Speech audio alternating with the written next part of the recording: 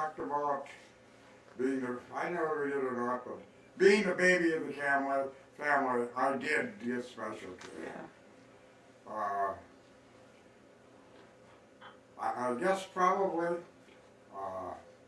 one of the greatest gifts that my father gave me was to conscientiously say an act of contrition every night. You go to sleep well if you do that, and this is true. Uh, uh,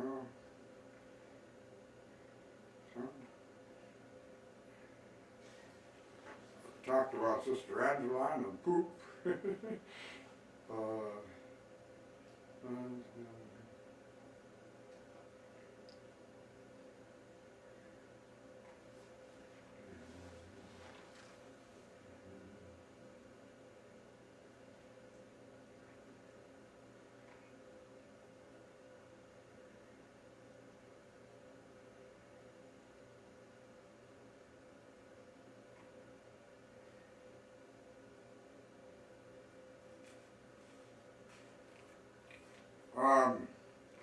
I guess one of the things that occurs to me that in my growing up era, there was a lot less temptations that young people have to encounter today, and I understand that. That life is a bigger challenge to young people today, and for that, I don't see an answer, but I see a parental need to be conscious of it and to bring their children through that. Why do you think that is? Just because the media is so accessible?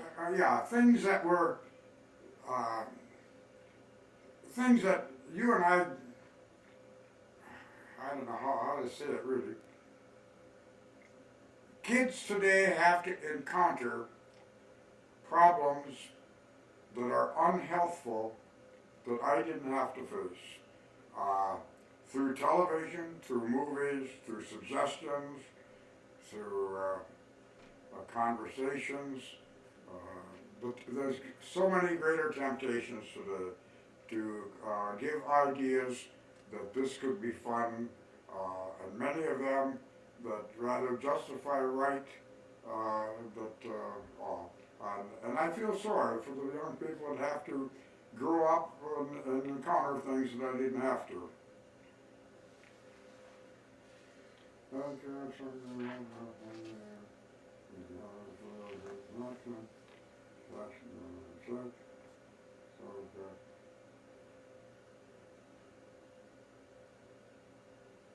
I think one of the things that made my generation healthy was kids always got to go with their parents. They always didn't leave the kids home, they didn't get a babysitter.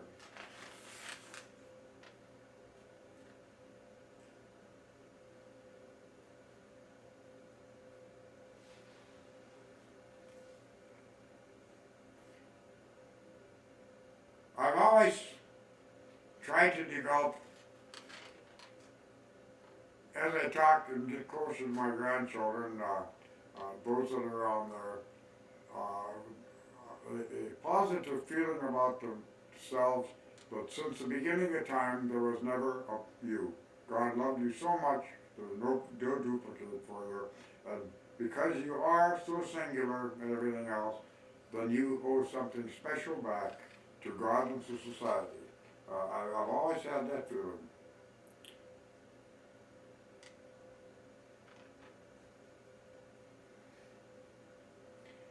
I also sometimes question if the hardest thing in life is to face success or to face failure. Both of them have great consequences.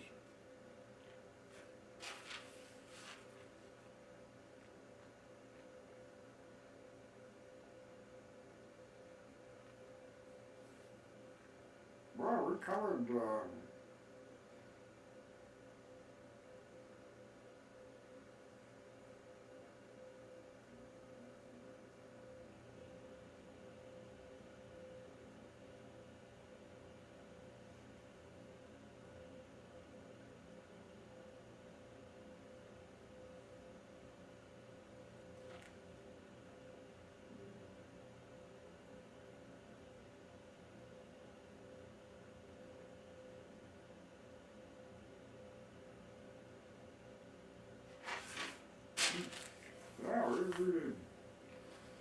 ask enough questions, you're,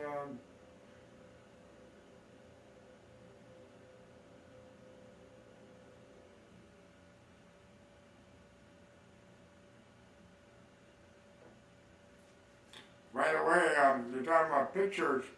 I have a picture of what Nagasaki looked like after the bomb was dropped. That the engineering officer was a friend of mine, and I always helped him develop pictures and everything. He seemed to have an unlimited supply of film. So if you need a picture of that, of course you can probably find one in the magazine or something too.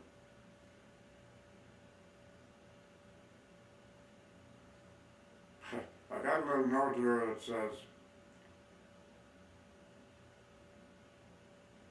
don't relate any supernatural experiences that you've had. People hesitate to believe them. You know, so that's What? the truth. No. That's the truth. It's really the truth. Why don't you tell us one? Yeah. You know what? Even if we don't believe you, it'd be really interesting to hear one. I gotta think about that a little bit.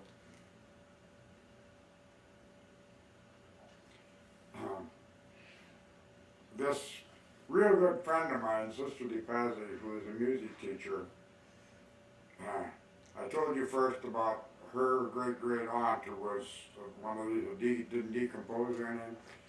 Sister DePazzi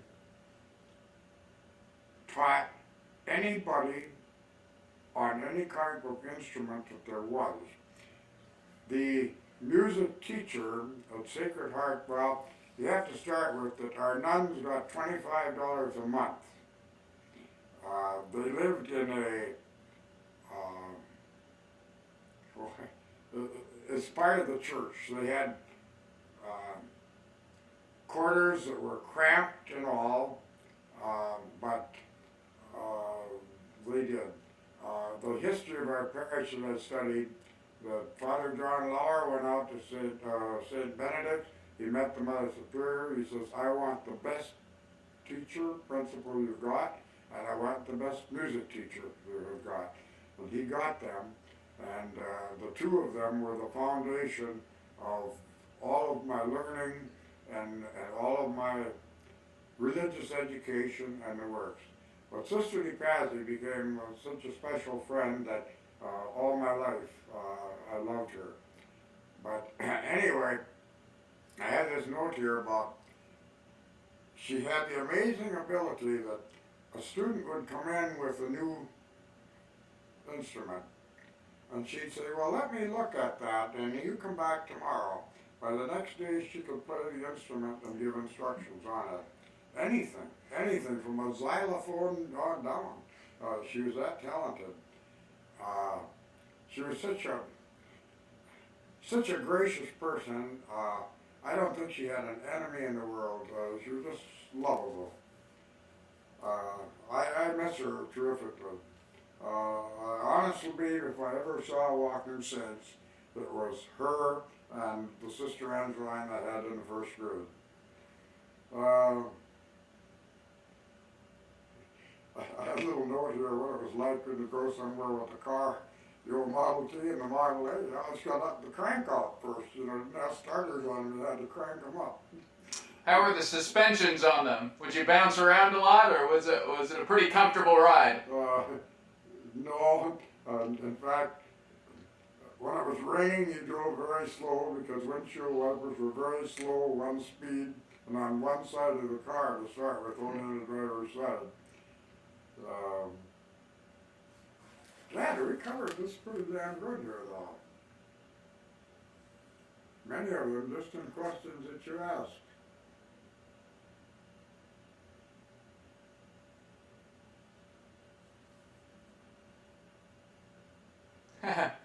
So I read from the back of your notebook, the one that got away, the biggest fish. Do you remember that? Yeah. This was, I honestly believe in my heart that I had hooked the biggest fish in Mille Lacs Lake. I had Jack Hall with me, who weighed 340 pounds. I had a small 14-foot aluminum boat, the smallest that the London company made. When Jack stepped in the boat, he nearly tipped the boat over. We took the landing net out so he wouldn't trip over it and laid it on the dock. And I got him in the boat, and his young son, who was probably about 8, 9 years old at the time, got in the back end. We pulled out fish. We anchored up on a good walleye spot, and in about a half hour's time, I hooked the biggest walleye I'd ever had in my life, bigger than I could imagine that there was in the lake. I fought the fish for a good 15 or 20 minutes. I brought it up alongside of the boat, and I said to Bruce, give me the landing net. He says, we don't have a landing net, it's on the dock. Oh, shit. Anyway, I got to see the back of the fish and the tail, which was about that wide. And that fish was, the state record walleye is 18 pounds and 2 ounces. So this fish was over that size. It kept its head down. I kept increasing the tension on my line, trying to get it up far enough that I'd get my hand down to get a hold of the gill. And it decided to move. And with a 4-pound test line on, which will actually take 15, 20 pounds of strain, he got under the boat and began taking off on me. And I tightened up as much as I could tighten up on the line, and he kept taking it, and he took an entire 300 feet of line right off to the very end of my line and snapped it off. All because of the landing that was on the top. And I was so hurt. I felt so, another thing happened in there. Edgar Polsky and his wife were fishing about 150 feet from me. And I hollered over at Ed. I said, do you have a landing net? He said, yeah. And he come over and he had one of these rubberized one about yay big around. And he tossed it in the boat. And of course, by then the fish was on the way this way here already. And so it didn't do any good. But anyway, I was so depressed. So I said, Jack, I can't fish anymore today. What do you mean? I said, I cannot fish anymore today, that's it. I said, I'm going in. I said, I'll bunk in my trailer house. You want to go out? Leave the boat. Well, Jack is he didn't even know how to run a motor or anything, but anyway, that's it.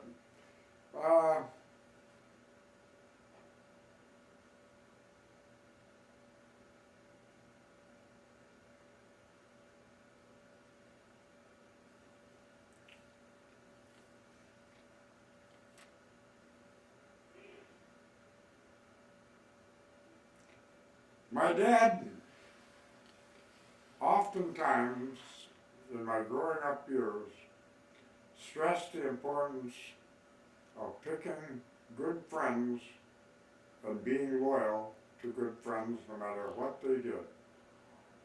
And I had some friends from impoverished families and everything else that were real friends, and I felt so proud that about 3 or 4 years ago, one of them came all the way from California to see me as a friend for no other purpose.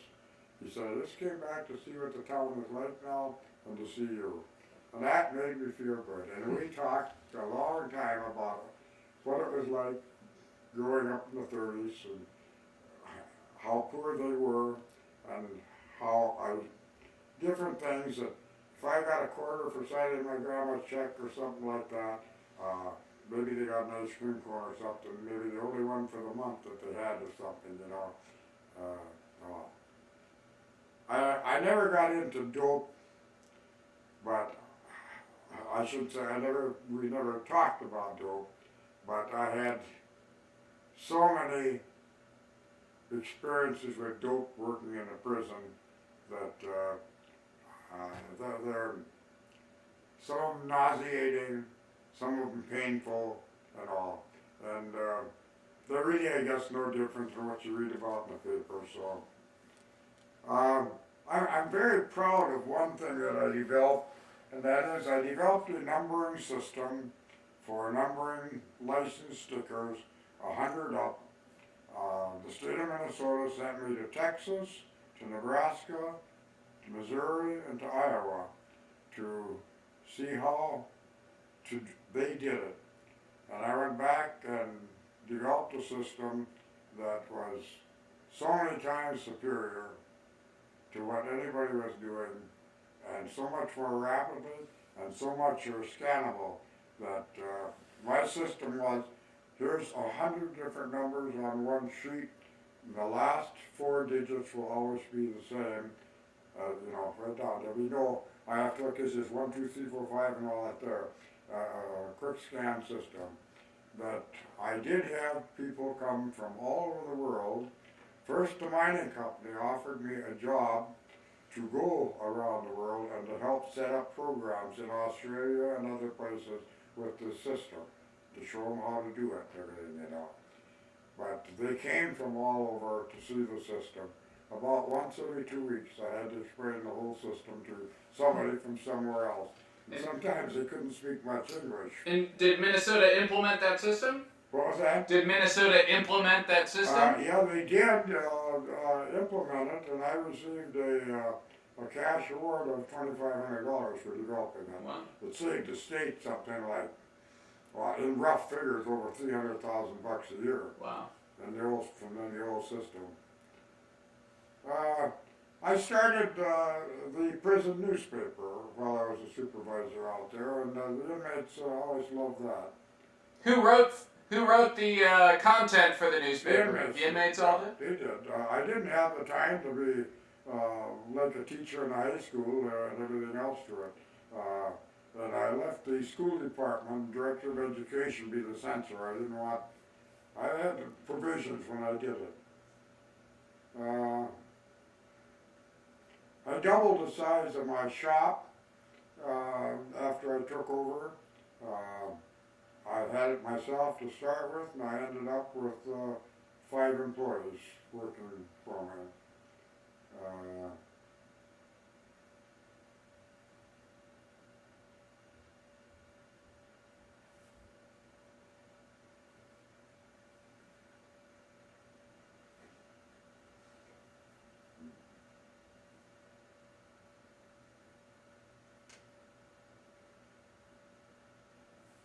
No, we've covered most of the things I went through.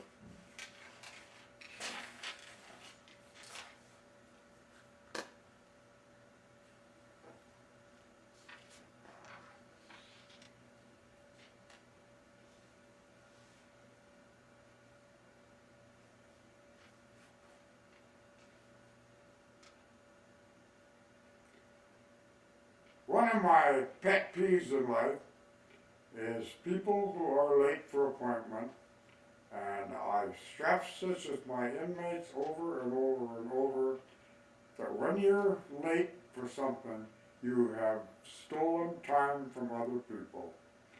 If they have to wait for you, and there's 10 people before they can start the meeting or something, because you chose to be late, you've stolen time from them. So any time that you're late for a thing, you better think of what you've done, and that's always been, when I, Boy Scouts or anything else, if the meeting's at 7 o'clock, it starts at 7 o'clock, if you're not here, there's a consequence. There's a little note that, if you don't know what CRS disease is, it means I can't remember shit. That's the truth.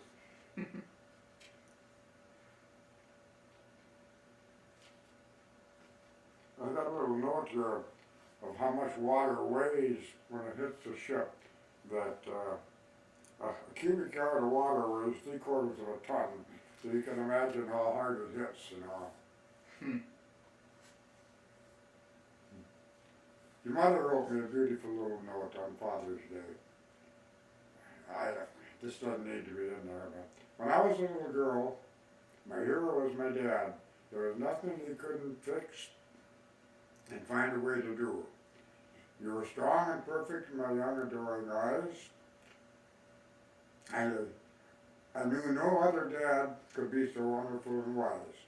Although I see a lot of things much different these days, you're still my shining hero in so many special ways. For whenever we're together, Dad, I look at you and see a man I've been very proud of who means so much to me. Is that nice? That's right. When did she write that? When did she write that? Several years ago. Several years ago.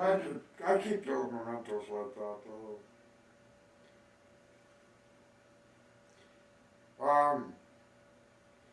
A little note here to show about generosity and Mary Jane and everything. At Christmas time, for my inmates, I had as many as 45. I would have a Christmas party for my guys, and I tried not to leave anything out that I thought that they would enjoy it. Everything from cookies and head cheese and different types of sausages, any kind of snack thing. And you cannot imagine how many years later and how many times I have been thanked for this. But they don't realize that as a consequence of the sacrifice we made at that time, that we short budgeted our own Christmas, really. And Mary Jane didn't, never made a fool about it. That's what makes you love your wife, you know, she's,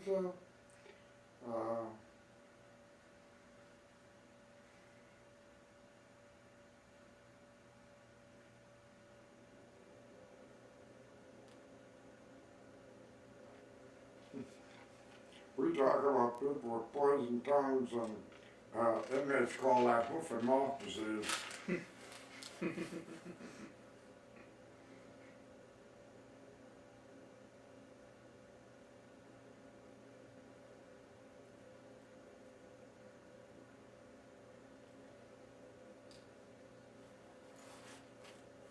Nah, we've done pretty well on this.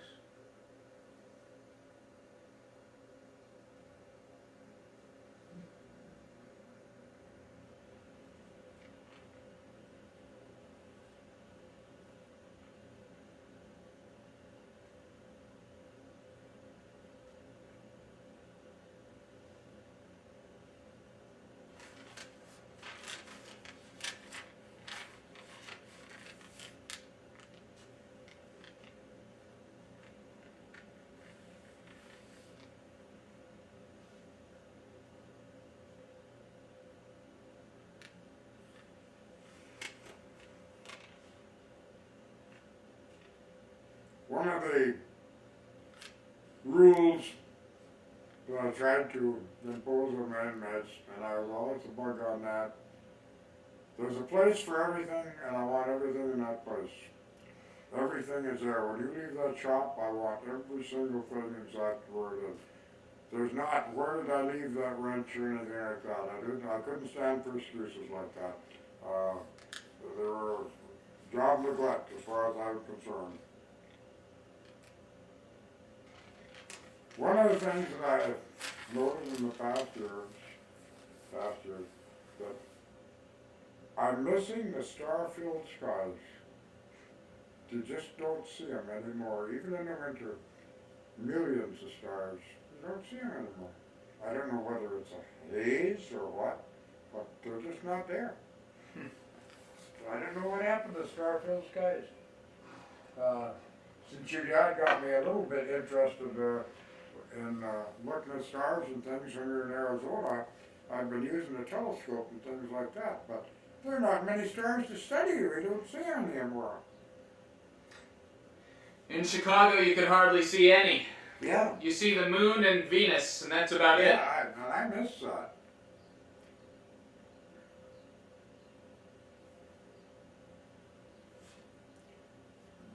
I guess one of the toughest things in the service was, and we did, I never wrote in my books and said don't say it, but about once a month or 6 weeks you'd get a letter telling you about another one of your friends that got killed.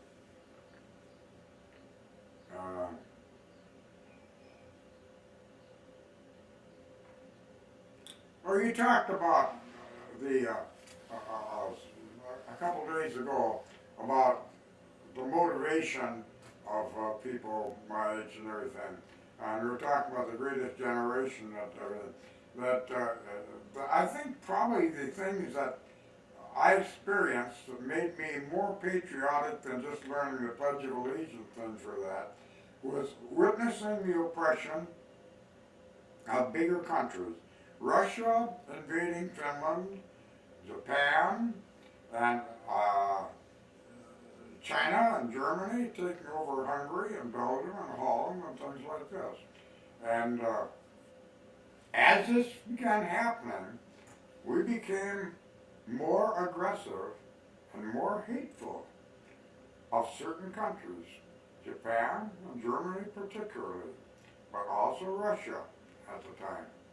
And we developed hates and sympathies for different countries, and it was the beginning of thinking about we need to do something about it.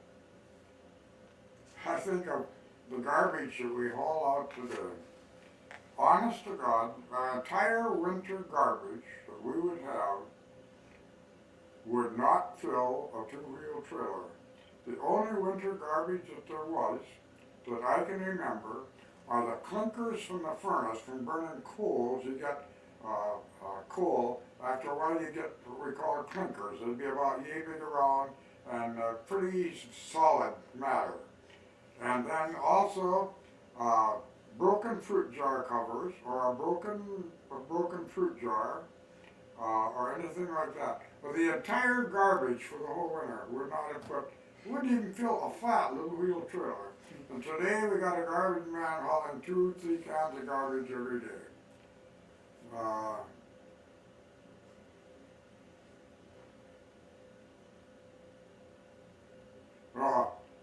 Something that surprisingly you kids don't know is you ask them the question about, do trees grow up from the bottom or the top? And one of the things I used to tell my Boy Scouts that some of them remembered, he says, you know, when you told us the trees that are part of a fence and the fence is the same height, that was, I always remember that. And I told you about how I got the first bugle and everything I got. The kamikaze, I know. My parents believed in the rosary and the happy. Wait, tell me about the bugle. I don't know if you... What was that? The bugle. What was that story? I don't know if you told me. When I was probably 10 or 11 years old, they didn't have a bugler. We had what they called a Boys Camp. And this Boys Camp, 2 or 3 boys, buddies, would team together and they would build a hut out of brush and things like this here. And the camp director, whose name was Eater, would rather every day have some sort of program that was a learning program of different types of trees. This is the way to carve this and that. This is the right way to make a fire. Things like this. We'd have assemblies. Anyway, somewhere along the line, they didn't have a bugler, and they needed a bugler to blow the calls for assembly, for to the colors for flag raising, the swimming call, chow call, I don't know all the rest of it. But anyway, there was a bugle there, and I took the notes. I had the usual music, but I took the notes up to my friend Sister DePazzi and said, Sister, what are these supposed to sound like? And she played them on the piano for me first. She said, let me have that bugle. She said, she finally played them all for me and everything, you know. And so I went home, and within a week, I could make all the bugle calls and everything, so I became the camp bugler yet too. And then as he got involved in Boy Scouts and everything, I actually won a district bugling contest and was awarded a real nice bugle from Boy Scouts of America and everything else, the best you could buy. And somebody ripped it off on me somewhere along the line. I stole it. I got an old one that I don't know where it came from, but laying around the house.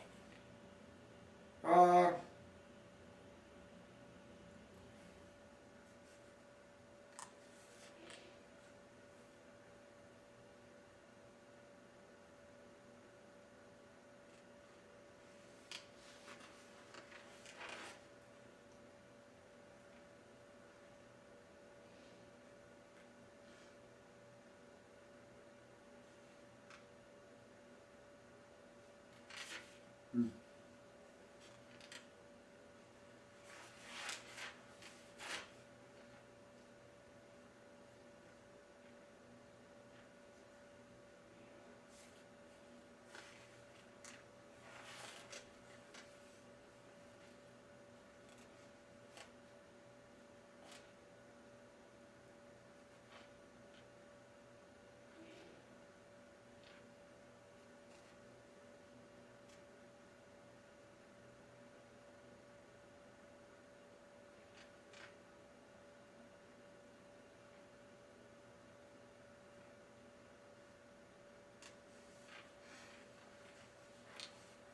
Remember I told you or not that one day I had 122 short rifle shell left, and I encountered a fox standing still, and I missed him, and that meant the loss of the hide would have been worth $5, and there was a $7.50 bounty from the county. And I came home and I told my dad at supper, Dad, did I ever make a bad mistake today? How did you miss? He said. I said, I don't know. Yes, you do. He said, you think it through.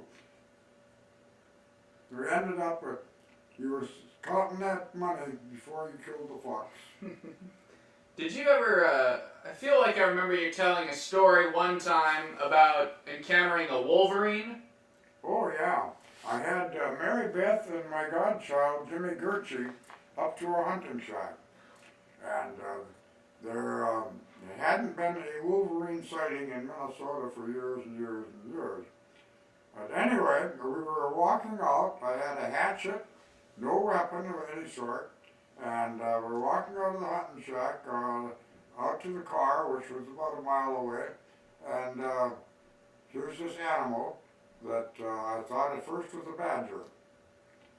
And it stood in the path and just growled aggressively. I said, kids, get behind me. I just moved back. And I thought, I'll bluff him. So I ran at him with the hand axe, and he ran at me. He had been in a log shack. When he saw me coming, he had come out the upstairs window and jumped down, and he got on that tractor. But anyway, we backed off, and he stood there for about 15 minutes challenging. And finally, turned out and he walked off. When I went in, I stopped at the forestry station at Reamer, and I told him, I saw a wolverine just now. There's no wolverines there. I said, I saw a wolverine. I said, you don't know where. So finally, two of them went back with me, and they made plaster casts of the tracks. A month later, in the Minnesota Volunteer, Nature Hunter and his students cite first wolverine sighted in Minnesota since 1926. That's a true story. Yeah.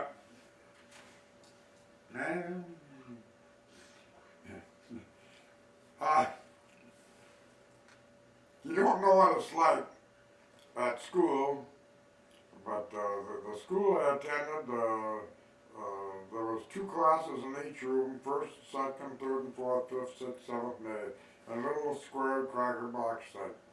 And the toilets for the school were outside and across the street, the boys' and the girls' toilet. If you had to go to the toilet, you raised your finger. Number 1 meant I have to take a leak, number 2 meant I have to take a shit, which gave the teacher an estimate of how long they'd be goofing off. In the winter time, when it was, well, they closed our school whenever it was 30 below zero because they couldn't heat it. But when it was 25 below zero, you didn't waste any time going to the outside jiffy. I remember that. And you always made sure to go to the can before you left home.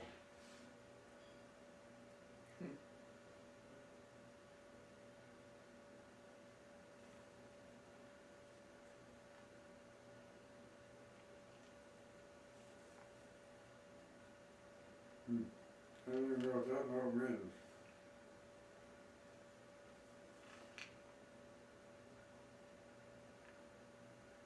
I guess I've always tried to impose on my kids, as I taught them to say prayers and so was that think of saying this prayer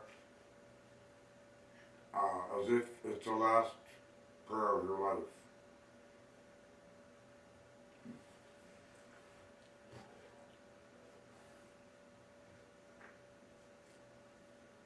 I should ramble on here, I know it's also,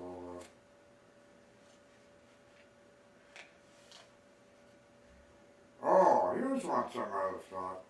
Life after death experience with my mother. My mother has major surgery.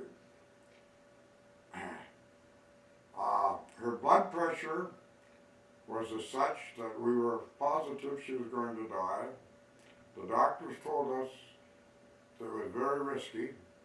She was anemic and all. She was in surgery for a couple, 3 hours. And my brother and I went in the recovery room afterward. And Mel said to Mom, she says, you know, Mom, Dr. Niles didn't do the surgery on him. She said, I know that. She says, he was just like a little puppy in there. She said, that old doctor, she says, with the gray hair, he's the one that did the business. He knows what's going on. And Mel says, how did you know this? I watched it all, she said. He said, did they have a mirror in there? I don't know. She said, I watched it all. It ended up, we talked to Dr. Niles, he's absolutely impossible. I said, Doc, she described this whole thing to us. I said, go in and talk to her. Well, my mom was the kind of person that she wouldn't tell him that he acted like a little puppy and everything else. But he come out shaking his head. And he says, I've heard about these things, but this is the first case I've ever seen. She was up here to watch the whole surgery. Yeah.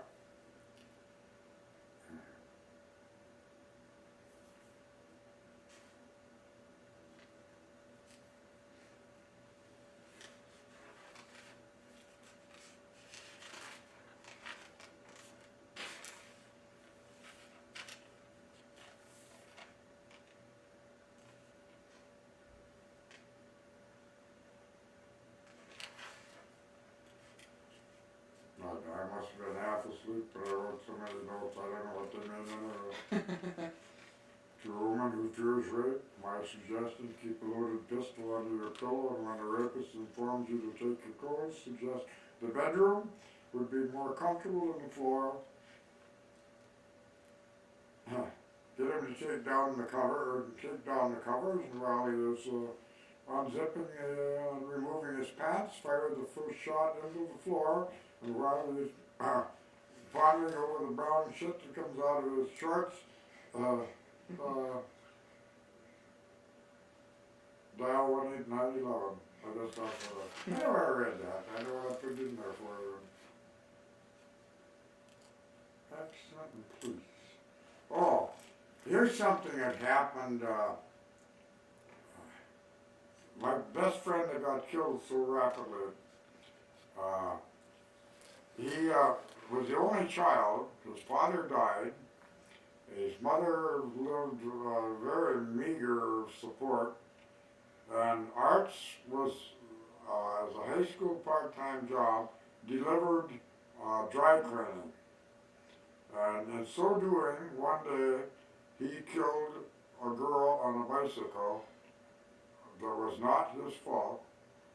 And the police came into our high school and took him out with cuffs on him and took him out of school. What was his name again? Art Gresser.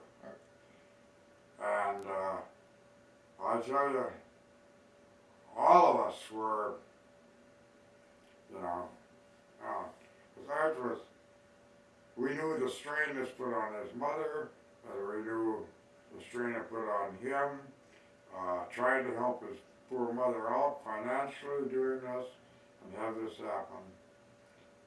But anyway, to think of him getting killed right off the bat, a couple months after this happened, How did he get killed? It was impactful as hell. How did he get killed? Well, he was in the battle of Lady Gulf, boom, boom, boom, and it was that rapid.